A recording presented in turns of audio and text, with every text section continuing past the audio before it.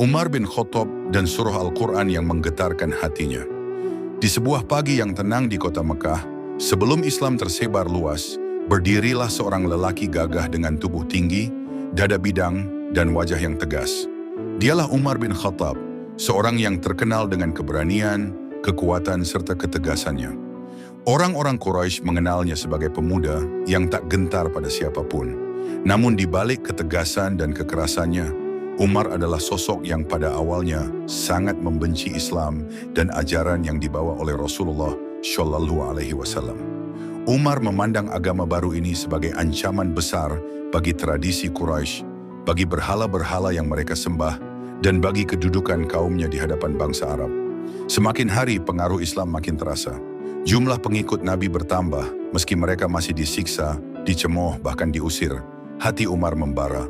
Ia tak ingin kaumnya terpecah karena ajaran baru ini. Suatu hari, Umar berjalan dengan langkah mantap sambil membawa pedangnya. Di dadanya berkobar niat bulat. Ia hendak membunuh Muhammad Shallallahu Alaihi Wasallam agar agama baru itu berhenti di sana. Namun Allah adalah sebaik-baik perencana. Dalam perjalanan itu Umar bertemu dengan seorang laki-laki dari Quraisy. Dengan nada terkejut, orang itu berkata, "Wahai Umar, apakah engkau hendak membunuh Muhammad? Ketahuilah, engkau lebih baik memperhatikan keluargamu sendiri, karena saudara perempuanmu, Fatimah, bersama suaminya, Sa'id bin Zaid, sudah masuk Islam." Ucapan itu bagaikan petir yang menyambar telinga Umar. Wajahnya memerah, amarahnya meledak. "Apa?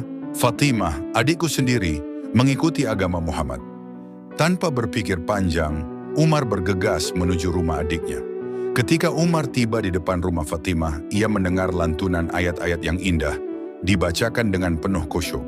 Itu adalah ayat-ayat dari surat Taha yang sedang dipelajari Fatimah bersama suaminya dan seorang sahabat Rasulullah, Khabbab bin Arad.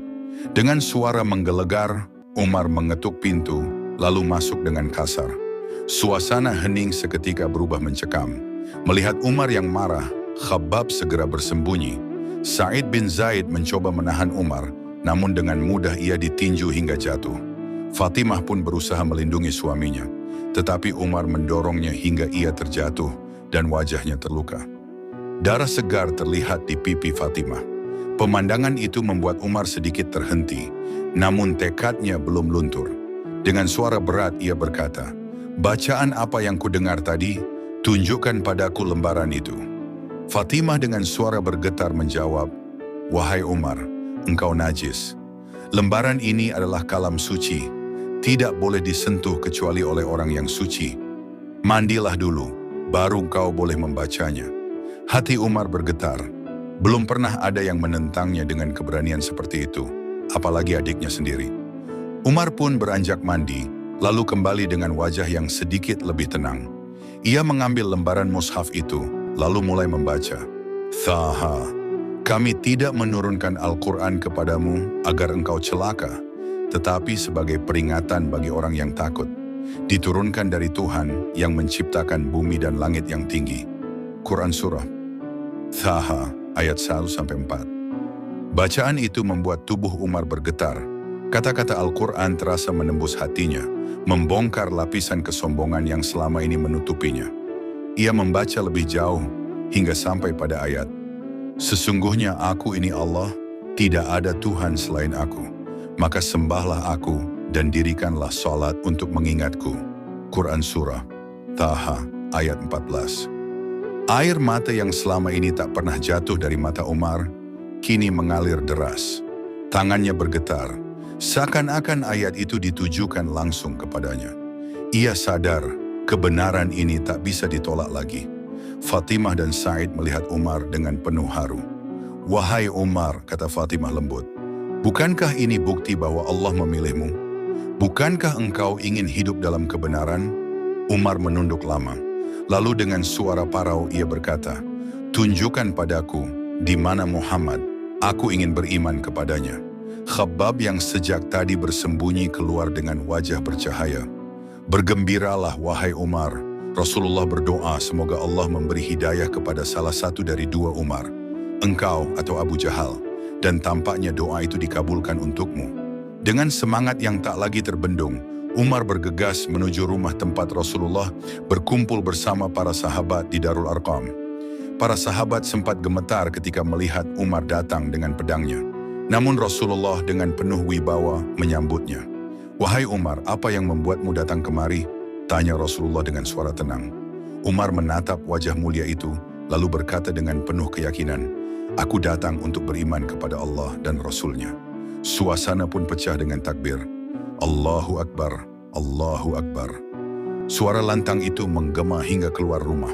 Saat itu Islam mendapatkan kekuatan besar dengan masuknya Umar bin Khattab ke dalam barisan kaum muslimin. Sejak hari itu, Umar tidak lagi menjadi penentang Islam, melainkan menjadi salah satu pelindung terkuatnya. Keberaniannya, kekuatannya, dan ketegasannya menjadi benteng bagi kaum muslimin yang selama ini tertindas.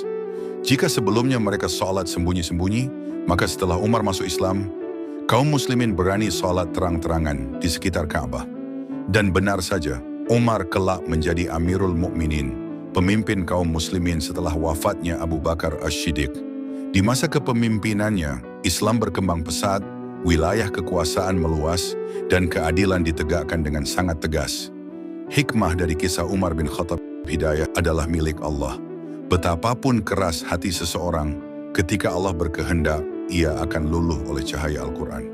Jangan menilai seseorang hanya dari masa lalunya. Umar yang dulu pembenci Islam, berubah menjadi pembela paling gigih, keberanian dalam kebenaran. Setelah beriman, Umar tidak malu menunjukkan Islamnya secara terbuka. Al-Quran adalah cahaya. Ayat-ayat suci Al-Quran mampu menembus hati yang paling keras sekalipun. Kisah ini mengajarkan kita bahwa siapapun bisa berubah, siapapun bisa mendapat hidayah, dan siapapun bisa menjadi bagian dari perjuangan Islam, selama ia membuka hatinya kepada Allah.